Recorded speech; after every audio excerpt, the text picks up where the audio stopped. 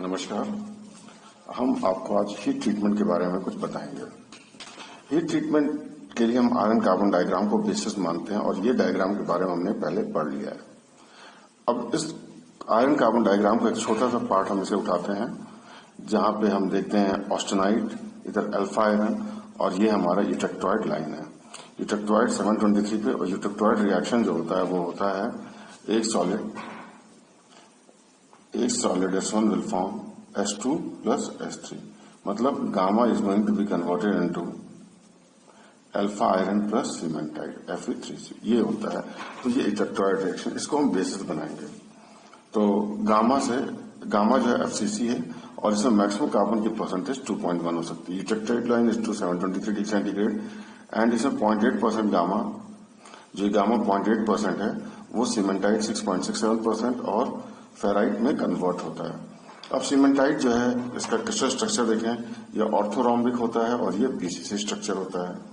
Orthorhombic का मतलब होता है कि जैसे हम लैटिस पढ़ते हैं ABC, ये इसके पैरामीटर्स हो जाते हैं, और ये बीच का एंगल अल्फा बीटा गामा। तो इसमें A, B और C दोनों बराबर नहीं होते, तीनों अलग अलग होते हैं। अल्फा बीटा गामा 90 डिग्री होते हैं, और इसमें 4 कार्बन और 12 आयरन होता है। तो पर सेल, तो इस तरीके से हम देखते हैं, इसमें इसका कंपोजिशन 6.67% ये हो गया। अब जब हीट ट्रीटमेंट करते हैं होता क्या है? अब ये हीट ट्रीटमेंट का मतलब होता है, ये इसको ऐसे समझिए कि एक पैसेंजर ट्रेन है जो अपने डेस्टिनेशन पे आ गई है। अब सभी पैसेंजर्स बाहर अपने घरों की तरफ जाएंगे, और घर जाने के लिए उन्हें बाइक, ऑटो, कार या बस चाहिए होगा, डिपेंडिंग अपॉन द फैमिली।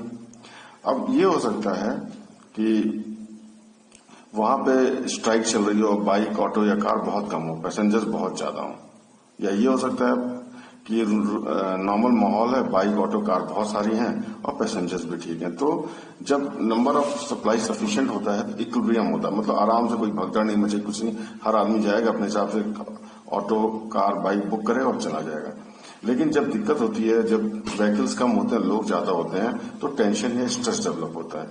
अब ऐसी चीजें जो इक्विलिब्रियम कूलिंग होगी वो आयरन कार्बन डायग्राम में जो हम फेजेस पढ़ते हैं वो देता है, और जो अंडर कंट्रोल कंडीशन होगी, आप बहुत तेज कूलिंग करके है, तो उसे कहते हैं नॉन इक्विलिब्रियम, और ये हम आपको TTT कर्व या CCT कर्व से बताते हैं। तो इसमें जैसे बेनाइट, मार्टेनसाइट बनता है, और इसमें फेराइट, परलाइट बनता है। तो इस तरीके की चीजें हम पहले की, इसकी ये जो रेट ऑफ कूलिंग से है ये हम बाद में देखेंगे, और आयरन कार्बन डायग्राम हम पहले पढ़ चुके हैं।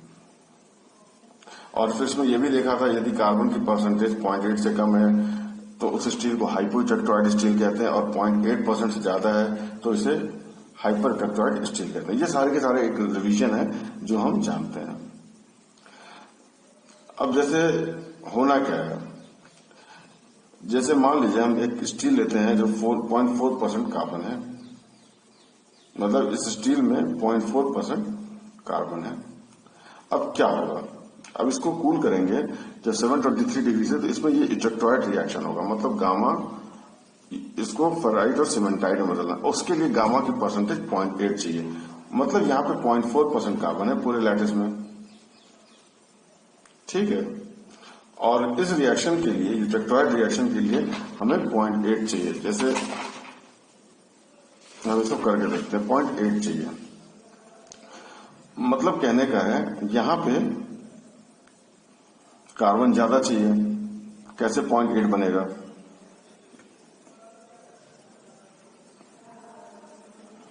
तो इसमें क्या होगा, जो ये जो ग्रीन बाउंड्रीज हैं, यहां पे जितने भी एटम्स होंगे गामा के, यहां से कार्बन सेंटर की तरफ डिफ्यूज होगा,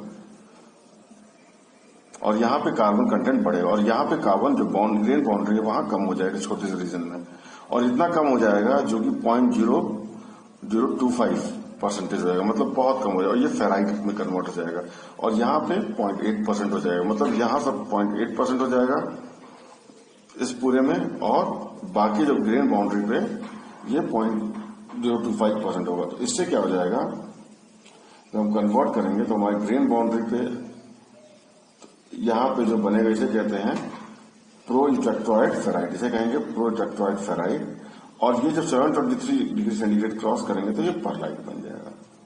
तो इस तरीके से ये रिएक्शन होता है। लेकिन अब जैसे ये जो कार्बन ग्रेन बाउंड्री से सेंटर की तरफ मूव किया है, ठीक है, इसके लिए हमें टेम्परेचर चाहिए, ये टेम्परेचर और टाइम चाहिए, क्योंकि ये डिफ्यूजन प्रोसेस है। जितना ज्यादा टेम्परेचर होगा उतनी जल्दी डिफ्यूज होगा, और डिफ्यूजन के लिए भी टाइम चाहिए। कितनी दूर मूव करेगा वो टाइम पड़ेगा, मतलब हायर टेम्परेचर पे जितना देर रखेंगे उतना अच्छा डिफ्यूजन होगा। तो इसीलिए जितना स्लो कूलिंग करेंगे उतना अच्छा ये स्ट्रक्चर बनेगा। ऐसे दूसरे स्ट्रक्चर देख लेते हैं। जैसे हमारे पास 1.4%, मतलब ये हमारा हाइपर यूटेक्टॉइड स्टील, मतलब ये हाइपर यूटेक्टॉइड स्टील है। मतलब हम कहाँ पे हैं, यदि इस ग्राफ को हम बनाएं तो हम यहाँ कहीं हैं। हाइपर यूटेक्टॉइड मतलब 1.8%, 1.4% कार्बन है ये यहाँ पे। अब मुझे रिएक्शन करवाने के लिए हमें 0.8% कार्बन चाहिए। अब क्या होगा कि यहाँ एक्स्ट्रा कार्बन 1.4 का सब ग्रीन बाउंड्री की तरफ मूव करेगा। ठीक है, यहां से हमें 1.4% है और मुझे 0.8 चाहिए, तो यहां से सारे का सारा कार्बन ग्रीन बाउंड्री की तरफ मूव करेगा, और वहां मूव करके कार्बन कॉन्सेंट्रेशन बहुत ज्यादा हो जाएगा। जैसे पिछली बार बहुत कम हो गया था, अब बहुत ज्यादा हो जाएगा। और ज्यादा होने के बाद ये आयरन कार्बन 6.67% कार्बन के साथ सीमेंटाइट बना लेगा। तो हमारा यहाँ पे सीमेंटाइट बन जाएगा इस ग्रीन बाउंड्रीज पे, और बाकी जो ग्रीन बचा पार्ट है वहां कार्बन 0.8% हो जाएगा, और ये फर्दर कंट्रोल हो गए, ये परलाइट बनाएंगे। जैसे ये ग्रीन बाउंड्री पे प्रोटेक्टॉइड, सीमेंटाइट और परलाइट। तो कुल मिला के 0.8% का ही गामा परलाइट में कन्वर्ट होता है। यदि कार्बन कम है, मतलब हाइपोइलेक्ट्रॉइड स्टील है, तो कार्बन क्या होता है, ग्रीन बाउंड्री से डिफ्यूज करके अंदर आता है। जैसे हमने पिछले केस में देखा था, इसमें ग्रीन बाउंड्री से डिफ्यूज होकर अंदर आता था, यहाँ कम हो जाता है, तो यहाँ प्रोटेक्टॉइड, सीमेंटाइट, प्रोटेक्टॉइड थराइड बन जाता है, और बाकी 0.8% परलाइट में कन्वर्ट होता है। और जब हमारे पास कार्बन ज्यादा होता है, जैसे 1.4%, तो सारा कार्बन अब ग्रीन बाउंड्री से डिफ्यूज हो, यहाँ कार्बन कंसंट्रेशन बहुत ज्यादा हो जाता है, और जब 6.67%, और यहाँ पे इसी माने कम होने लगता है, और कम होके 0.8 तक आ जाता है। और जब 0.8 आ जाता है तो इसको अब जरूरत नहीं होती, यहाँ सीमेंटाइट बन जाता है, और बाकी का बाकी है। जब हम 723 डिग्री को इस लाइन को क्रॉस करते हैं नीचे की तरफ, तो ये परलाइट में कन्वर्ट हो जाता है। अब बात आ गई, for movement of carbon towards grain boundary और away from the grain boundary it's required diffusion. Diffusion, जैसे आप डिफ्यूजन ऐसा फिनोमेना है, जैसे कोई आदमी सेंट लगाता है, तो देखिए दूसरे कमरे में दूर बैठा आदमी भी पहचान जाता है कि कोई सेंट लगाया, कोई महक आती है। ये एयर जो मॉलिक्यूल है सेंट का, जो एयर में डिफ्यूज करता है, तो इसी प्रोसेस को डिफ्यूजन कहते हैं। ठीक है, तो सॉलिड स्टेट में भी एटम को मूव करना है। जैसे हम देखते हैं एयर में मॉलिक्यूल बहुत दूर दूर होते हैं, इंटर मॉलिक्यूलर स्पेसिंग बहुत ज्यादा होती है, तो इस कारण वो मूव करते हैं। लेकिन सॉलिड में तो ऐसा नहीं होता है, तो मुझे वहां पे हाई टेम्परेचर देना पड़ेगा। तो इस तरीके से मतलब एक टेम्परेचर चाहिए। और सेकंड थिंग है कि कितनी दूर गैस पहुंचेगी या कुछ, वो टाइम पे भी डिपेंड करेगा। मान लो आदमी बहुत दूर है और 2 मिनट के बाद आपने दरवाजा बंद कर दिया या कुछ कर दिया, तो गैस डिफ्यूज तो नहीं हो पाएगी। तो इसके लिए जितना ज्यादा टाइम देंगे वो इम्पोर्टेंट है। तो पहला चीज तो ये है कि एक टेम्परेचर हाई चाहिए और दूसरा टाइम चाहिए, ऐसे प्रोसेस में। अब दूसरी चीज, एक और प्रॉब्लम ये आती है, यदि हम टेम्परेचर बहुत हाई कर दें और टाइम ज्यादा देते हैं, तो कभी कभी ग्रेन कोर्सनिंग की बात आती है। किसकी बात आती है? ग्रेन कोर्सनिंग।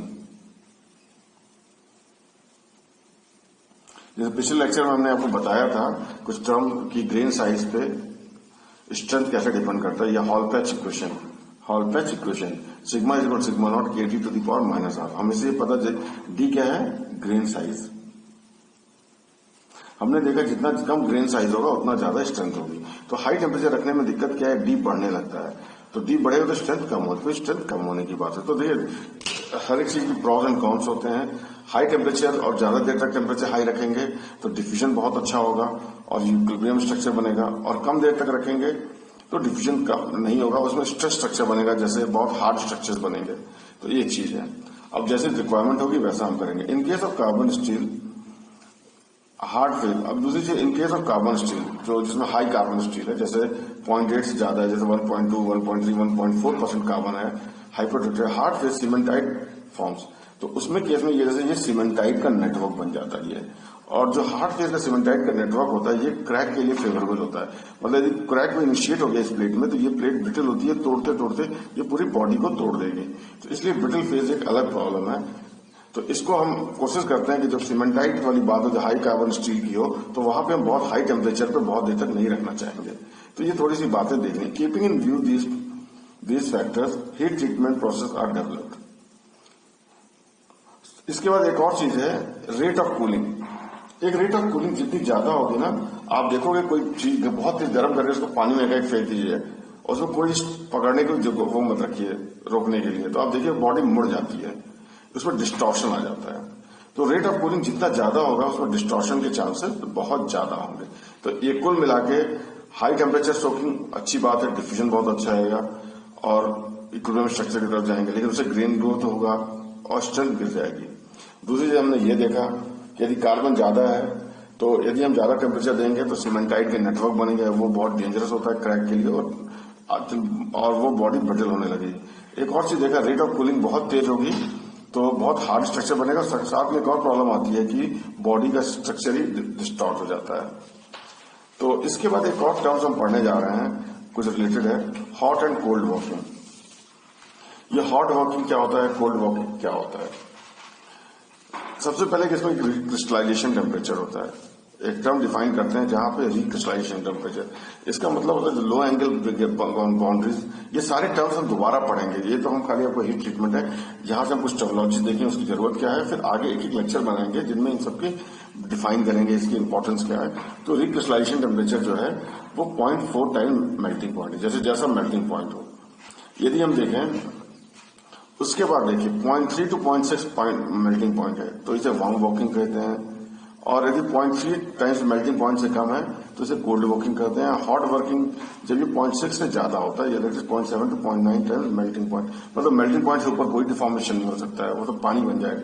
जैसे एक एग्जाम्पल लेके दिए कि 1000 डिग्री सेंटीग्रेड है तो क्या होगा, 1000 डिग्री सेंटीग्रेड है तो उसका रिक्रिस्टलाइजेशन टेम्परेचर 400 डिग्री सेंटीग्रेड है, 400 डिग्री सेंटीग्रेड पे वो रिक्रिस्टलाइज करेगा और उसको 300 से 600 डिग्री सेंटीग्रेड तक करेंगे तो उसे वार्म वॉकिंग करेंगे, इसे वार्म वर्किंग करेंगे। और 300 से रूम टेम्परेचर 300 तक करेंगे, इसे कोल्ड वॉकिंग करेंगे। और यदि 600 से 50 से 900 तक ले जाते हैं तो इसे हॉट, मतलब ये एग्जैक्ट टेम्परेचर नहीं है, लेकिन ये चीजें मोटा मोटा को फॉलो करना पड़ता है। अब जैसे बहुत से एलिमेंट्स हैं जिनकी बॉइलिंग पॉइंट मान लीजिए 400 डिग्री सेंटीग्रेड, यदि किसी का boiling melting point 400 degree centigrade है, अब देखिए रिक्रिस्टलाइजेशन टेम्परेचर क्या होगा, 0.4 टाइम 160 डिग्री सेंटीग्रेड। तो हाई टेम्परेचर वॉकिंग क्या हो जाएगा, आप देखेंगे 0.6 240 डिग्री सेंटीग्रेड, तो ये हाई टेम्परेचर मतलब हॉट वर्किंग हो जाएगा। यदि जैसे आयरन ले लें जिसका 1600 degree centigrade melting point approximately मान लेते हैं, तो इसका रिक्रिस्टलाइजेशन टेम्परेचर क्या हो जाएगा, ये आयरन के लिए, ये एल्यूमिनियम के नियर अबाउट आ जाता है, एल्यूमिनियम का जो लो टेम्परेचर में है, तो इसका रिक्रिस्टलाइजेशन टेम्परेचर होगा 0.4 टाइम्स द मेल्टिंग पॉइंट, तो 640 डिग्री सेंटीग्रेड, मतलब 640 डिग्री सेंटीग्रेड रिक्रिस्टलाइजेशन टेम्परेचर हो गया। और इसका हॉट वॉकिंग होगा 0.7,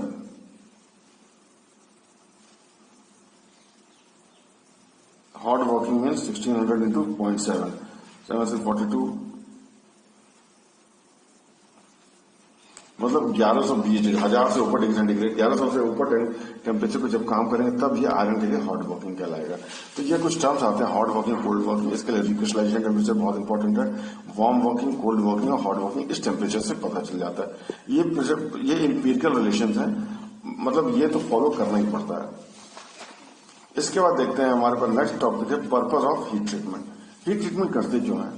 अब ऐसे समझ लीजिए एक बॉडी आप पड़े हो गए हैं, हर आदमी देखिए अपनी क्लास में डिफरेंट तरीके का है, किसी कोई मोटा है, कोई पतला है, कोई लंबा है, लेकिन हर आदमी जिम जाता है। जिम क्यों जाता है? क्योंकि हर एक जो नाटा है उसको अपनी लंबाई बढ़ानी है, जो थोड़ा मोटा है उसको मसल्स बनानी है। तो इस तरीके से आपकी बॉडी जो भगवान ने बनाई है तो फिक्स हो गई है, इसके बाद भी आप उसमें कुछ चेंजेस ला सकते हैं। यही चीज है हीट ट्रीटमेंट। जो आपका जिम करता है वही आपका हीट ट्रीटमेंट करता है। मतलब आपका केमिकल कंपोजिशन तो मटेरियल का फिक्स हो गया, जो उसको बनना था वो बन गया। अब उस केमिकल कंपोजिशन फिक्स होने के बाद भी आप उसकी डक्टिलिटी, स्ट्रेंथ, टफनेस और मैस्टेनेबिलिटी को इम्प्रूव करना चाहते हैं तो आपको हीट ट्रीटमेंट करना पड़ेगा। जैसे आप बॉडी पे काम करते हैं तो उसमें इंटरनल स्ट्रेसेस डेवलप होती हैं और उसमें ज्यादा जैसे इंटरनल स्ट्रेसेस होती हैं, ये बेसिकली सपोर्ट कर, ये समझ लीजिए टेररिस्ट है, आपके कंट्री के टेररिस्ट हैं, ये आपकी कंट्री का नुकसान करना चाहते हैं, तो कोशिश ये होती है इसको खत्म किया जाए। तो ये हीट ट्रीटमेंट से हम इंटरनल स्ट्रेसेस को रिजॉल्व करके इसको जीरो कर देते हैं या कम कर देते हैं। इससे आपकी बॉडी की स्ट्रेंथ बढ़ जाती है और उसका करोजन रेजिस्टेंस भी इंप्रूव कर जाता है। अब प्रोसेस ऑफ हीट ट्रीटमेंट में होता क्या है? हीट ट्रीटमेंट हमने जैसे पहले लेक्चर में देखा, होना क्या है कि आपको हमें ऑस्टेनाइट रीजन में जाना है। जो हमने ये देखा था ना, सभी बॉडीज को इस ऑस्टेनाइट रीजन में जाना है रूम टेम्परेचर से, फिर उसके बाद हमें इसे कूल करना है। तो इसमें सबसे पहला हीटिंग होता है, उसमें रेट ऑफ हीटिंग, फिर उसके बाद उस हाई टेम्परेचर पे जाने के बाद हम इसको सोकिंग करते हैं। सोकिंग का मतलब है कितनी देर तक उस टेम्परेचर पे रोक करके रखेंगे, फिर कूलिंग करते हैं। और सोकिंग में हमारा रेट ऑफ टेम्परेचर, किस टेम्परेचर पे हम सोक कर रहे हैं और कितना देर तक कर रहे हैं, वो बहुत इंपॉर्टेंट है। और देखिए हाई टेम्परेचर रखेंगे तो ग्रेन साइज बढ़ने लगेगा। तो जैसे अब ये क्या टेम्परेचर लेंगे वो भी हम देखते हैं कि एक टेम्परेचर क्या होना चाहिए और कितने देर तक रखना है। तो ये टेम्परेचर जो है आपको इस लाइन से पता चल जाता है, और कितनी देर तक रखना है ये डिपेंड करता है बॉडी के डायमेंशन पे। इसके लिए इंपीरिकल चार्ट्स मिलते हैं। अब रेट ऑफ कूलिंग,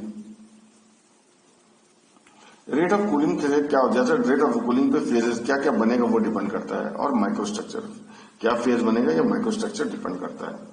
अब जैसे कूलिंग की फीलिंग लेनी है तो देखिए एनीलिंग, यदि आप कुछ फर्नेस में रख दीजिए, गर्म कर दीजिए 1000 डिग्री सेंटीग्रेड, अब आप फर्नेस में रख करके बंद करके चले जाइए, तो वो धीमे धीमे फर्नेस ठंडी होगी, आपकी बॉडी भी ठंडी होगी। इसे कहते हैं एनीलिंग।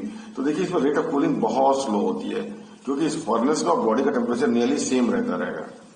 अब दूसरा चीज आप कर सकते हैं कि बॉडी को फर्नेस में से निकाल के बाहर हवा में छोड़ दीजिए, तो एयर कूलिंग। इस केस में देखिए इससे ज्यादा तेज कूलिंग होगी, इसे कहते हैं नॉर्मलाइजिंग। और तीसरा है आप क्वेंचिंग या हार्डनिंग। आप क्या कीजिए, कोई बॉडी गर्म है बहुत, इसको ले जाके सीधे पानी में डाल दीजिए, ठीक है, गुड़गुड़ू आवाज आने लगती है, तो इसको जो करते इसे कहते हैं हार्डनिंग या क्वेंचिंग। ये पानी में भी कर सकते हैं, ऑयल में भी कर सकते हैं। तो इस डिपेंड कर रेट ऑफ कूलिंग पे ये सारे डिफरेंट प्रोसेस आ जाते हैं। और इसमें हमने देखा कि आपका इस पे हाई टेम्परेचर पे और सोकिंग पे डिपेंड करता है आपका ग्रेन साइज। जितना ग्रेन साइज बढ़ेगा तो आप देखेंगे उसकी स्ट्रेंथ कम होगी। तो ये सारे पैरामीटर्स को हमें समझना होगा और इसको प्रॉपरली यूज करना होगा। अब हम टाइप्स ऑफ हीट ट्रीटमेंट को फिर आगे पढ़ते हैं क्या क्या है। तो हमने देखा कि हीट ट्रीटमेंट आपको चाहिए क्या, हीटिंग, सोकिंग और कूलिंग।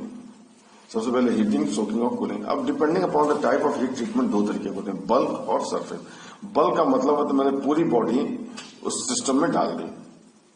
सरफेस का वजह से ये पूरी हमारी बॉडी है, इसको पूरे को हम फर्नेस में डालते हैं, इसे बल्क कहते हैं, और केवल इस पार्ट को गर्म करते हैं, सरफेस को हीट करते हैं, इसे कहते हैं सरफेस ट्रीटमेंट। तो बल्क में हमारे पास है annealing, hardening, tempering. Annealing, normalising, hardening और टेम्परिंग। वैसे हार्डनिंग और टेम्परिंग तो एक दूसरे के हैं। जब बहुत हार्ड हो जाता है तो उसको टेम्पर करके थोड़ा सा कम हार्ड करते हैं। तो एनीलिंग, नॉर्मलाइजिंग और हार्डनिंग जो हमने पढ़ा है वही चीजें हैं। एनीलिंग में कुछ और पार्ट होता है, full annealing, recrystallisation annealing, stress relieve annealing, sterilisation annealing. तो ये थोड़े से टर्म्स को हम फिर दोबारा देखेंगे, लेकिन यही है कि इसको पूरे का पूरा प्रोसेस स्लो कूलिंग नहीं होता है। Normalising air cooling, hardening water और ऑयल में इसको कोई हॉट बॉडी को डाल देते हैं, जिससे रेट ऑफ कूलिंग इफेक्ट करता है। सारे प्रोसेस रेट ऑफ कूलिंग, तो ये तीन इंपॉर्टेंट है। अब क्या है, हार्डनिंग में बहुत हार्ड सरफेस है। हार्डनिंग के बाद उसको फिर हम क्या करते हैं, थोड़ा सा टेम्परेचर रख के डिफ्यूजन। देखिए हार्डनिंग में क्या है कि आपने क्या किया, बहुत हाई टेम्परेचर से बहुत लो टेम्परेचर पे तुरंत ला दिया, तो बॉडी को ये कार्बन डिफ्यूजन के टाइम ही नहीं मिला, तो जैसा स्ट्रक्चर है वैसा बन जाता है। ऐसे में आपको जैसे मार्टेनसाइट स्ट्रक्चर बनता है, ये बहुत हार्ड होता है, इसको हम डिस्कस करेंगे आगे। तो इस तरीके के स्ट्रक्चर बन जाते हैं, और इस हार्डनेस को कम करने के लिए हम टेम्परिंग करते हैं। टेम्परिंग का मतलब होता है एक बार स्ट्रक्चर बन गया इसको थोड़ा सा और फिर दोबारा हाई टेम्परेचर पर जाके, बहुत हाई नहीं, जितना पहले ऑस्टेनाइट में नहीं, अभी हम बताएंगे, थोड़ा नीचे टेम्परेचर ले करके उसको फिर कूल करते हैं। तो इसे मार टेम्परिंग और ऑस टेम्परिंग करते हैं। मार टेम्परिंग में मार्टेनसाइट ही रहता है, ऑस टेम्परिंग में हम बिनाइट बना लेते हैं। अभी हम ये देखेंगे। तो जैसे ये फुल, जैसे ये देखिए यहाँ पे फिगर बना हुआ है, ये आपको दिखा रहा है कि अनिलिंग, जैसे बॉडी पे लाल वाला जो कलर है ये देखिए, ये एनीलिंग बता रहा है। हमने देखा ये A3 लाइन है, ACM लाइन है। ये जो एनीलिंग है या नॉर्मलाइजिंग है, इन लाइन पे डिपेंड करता है। जैसे कोई कितने टेम्परेचर हीट करेंगे हम, कोई भी जो भी कार्बन कंटेंट है, यहां से देखिए कार्बन कंटेंट आ गया, उससे ये टेम्परेचर मिल गया, इससे 50 डिग्री सेंटीग्रेड लगभग ऊपर रख लेते हैं। जैसे मान लीजिए ये 800 डिग्री सेंटीग्रेड, तो हम 850 पे करेंगे। मान लीजिए 800 है तो हमको 850 पे करना है। यदि बॉडी बहुत पतली है, एरिया क्रॉस सेक्शन बहुत पतला है, तो हमें सोकिंग टाइम बहुत कम रखना है। यदि बॉडी बहुत बड़ी है, मतलब एरिया क्रॉस सेक्शन बहुत ज्यादा है, तो सोकिंग टाइम ज्यादा रखेंगे और कोशिश करते हैं 10, 15, 20 मिनट, आधा घंटे, ज्यादा नहीं रखते हैं, क्योंकि एक हमारी जो प्रॉब्लम है ग्रेन कोर्सनिंग की, जैसे स्ट्रेंथ टूट कम हो जाती है, वो इफेक्ट करता है। तो ये हो गया। एनीलिंग में देखिए, क्योंकि रेट ऑफ कूलिंग स्लो होती है, बहुत टाइम मिल जाता है डिफ्यूजन के लिए, तो जब हाई कार्बन के लिए हम ऊपर भी नहीं ले जाते, हम यहीं से इस A1 लाइन के ऊपर ही हीट करते हैं और फिर कूल कर लेते हैं। ये एनीलिंग हो गया। देखिए नॉर्मलाइजिंग में क्या है कि हमें ऑस्टेनाइट तो बनाना ही है, तो ये देखिए यहाँ पे ये हाइपोकार्बन है तो A3 से ऊपर ले जाते हैं, और हाइपर है तो ACM, और फिर इसको एयर कूल करते हैं, क्योंकि रेट ऑफ कूलिंग फास्ट है, तो ये उस तरीके से ग्रेन बाउंड्रीज पे नेटवर्क नहीं बन पाता है। तो ये आपका हो गया एनीलिंग, नॉर्मलाइजिंग। अब इसके बाद है स्पॉराइजेशन। स्पॉराइजेशन में होता क्या है, जो हमने आयरन कार्बन के केस में हमने सीमेंटाइट बनाया था, वो कुछ ऐसे बनता है, जो परलाइट बनता है ना, ऐसे इस तरीके से होता है, ऑल्टरनेट प्लेट्स बनते हैं। जैसे ये देखिए सीमेंटाइट, एक फेराइट हो गया और ये सीमेंटाइट हो गया, तो ऐसे ऑल्टरनेट प्लेट्स बन जाते हैं। अब मैं सीमेंटाइट से, ये लॉन्ग नेटवर्क है ना, इसको हम गरम ठंडा करेंगे, गरम ठंडा करेंगे। जैसे देखिएगा आप बार बार गरम खाना खाइए, फिर आइसक्रीम खाइए, गरम खाना खाइए, फिर आइसक्रीम खाइए, तो आपके दांत टूट जाते हैं। ऐसा क्यों? थर्मल शॉक लग जाता है। तो ऐसे इनको भी बार बार गरम कीजिए, ठंडा कीजिए, गरम कीजिए, तो ये चीजें टूटने लगती हैं। टूट करके जो नेटवर्क है ना, वो कुछ इस तरीके से बन जाता है, ऐसे टेम्परेचर पे होता है, बार बार से कई साइकिल में हीट। और इसके बाद आता है आपका रिक्रिस्टलाइजेशन एनीलिंग। हमने देखा है रिक्रिस्टलाइजेशन में क्या है, 0.4 टाइम्स द मेल्टिंग पॉइंट, उस टेम्परेचर के नियर अबाउट हीट करने से रिक्रिस्टलाइजेशन एनीलिंग होता है। तो ये चीजें हम देख गए। उसके बाद है how to find the heating temperature and soaking duration. तो हमने देख लिया हीटिंग टेम्परेचर हमें A3 और ACM लाइन से मिलता है, एक नॉर्मलाइजिंग करते हैं, और एनीलिंग में भी A3 लाइन ही होता है, लो कार्बन के हाई कार्बन के A1 रखते हैं। और दूसरी चीज हमने ये देखा कि जितना एरिया क्रॉस सेक्शन कम होगा, उसका सोकिंग टाइम उतना कम रखेंगे, और यदि एरिया क्रॉस सेक्शन ज्यादा है तो सोकिंग टाइम थोड़ा ज्यादा रख लेंगे। लेकिन हम कभी भी बहुत ज्यादा हाई टेम्परेचर, बहुत ज्यादा देर तक मटेरियल को नहीं रखेंगे, क्योंकि ग्रेन कोस्टिंग हो जाएगी, जिसके कारण आपकी जो बॉडी है वो उसका स्ट्रेंथ कम हो जाएगा। अब फिर हमने देखा था कि ये रेट ऑफ कूलिंग, जैसे ये इस तरीके से TTT और 60 कर्व देखे थे, ये बताती, पहली लाइन बताती है स्टार्ट ऑफ ट्रांसफॉर्मेशन, दूसरी बार एंड ऑफ, और ये 20 की लाइन बताती है कितना परसेंटेज हो गया। ऐसे कर्व्स को हम दोबारा डिटेल में देखेंगे। इसमें Y एक्सिस पे टेम्परेचर होता है, X एक्सिस पे टाइम होता है, और ये डिफरेंट, जैसे कोई लाइन देखे, ये है 1, 2, 3, तो हम देखिएगा रेट ऑफ कूलिंग सबसे ज्यादा 3 की है, फिर 2 की है, फिर 1 की है, सबसे स्लो कूलिंग 1 में है। तो इस तरीके से हम इसके स्लोप से बता सकते हैं, स्लोप से, इन लाइंस के हम बता सकते हैं रेट ऑफ कूलिंग किसका ज्यादा है। ठीक है, तो ये हो गया आपका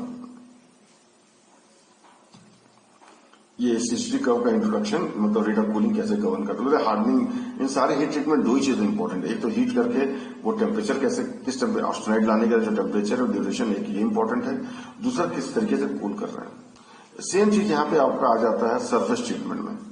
सरफेस ट्रीटमेंट मतलब कि सरफेस पे करते हैं, एक थर्मल है, थर्मोकेमिकल है। थर्मल ट्रीटमेंट में क्या होता है, ये सरफेस भी होता है, और ये मेथड ऑफ हीटिंग पे डिपेंड करता है। इसमें कोई बाहर से चीज नहीं डालते हैं, हम गर्म करके फिर उस पार्ट को ठंडा कर देते हैं। जैसे कोई पार्ट बॉडी का छोटा सा पार्ट आपको हार्ड चाहिए, तो हम उस पार्ट को गर्म करके उसे ठंडा कर देंगे।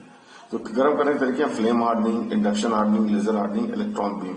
फ्लेम तो हमने देखा है, जो हम देखते हैं वेल्डिंग के लिए टॉर्च यूज करते हैं ना, उसी से गर्म कर देते हैं। इंडक्शन हार्डनिंग, इंडक्शन चूल्हा देखा है आपने, इंडक्शन कॉयल होता है इस तरीके से, जिसमें एडी करंट जनरेट होते हैं, इस तरह की बॉडी को हीट कर देता है।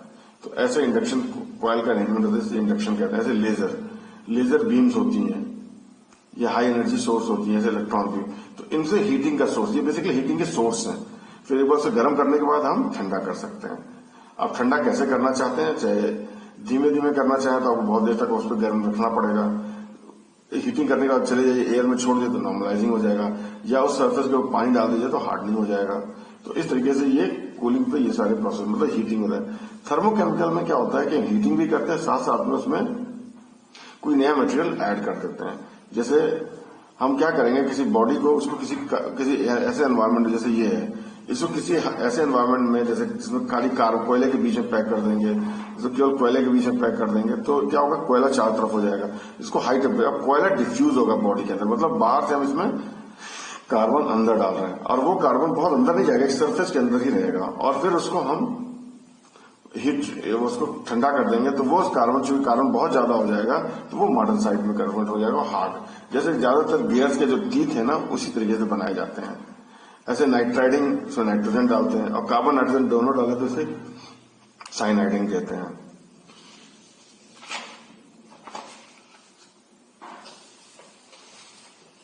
अब इसी चीज की समरी देखिए, heat treatment, summary of the heat treatment में हम देखते हैं इसमें ABCDE तरीके के स्टील है। मतलब स्टील क्या है, एक हमने लिया, सबका कंपोजिशन सेम है, देखिए सबकी बॉडी भगवान ने सेम बनाई है, फिर भी हम इनकी प्रॉपर्टीज बदल के देखते हैं।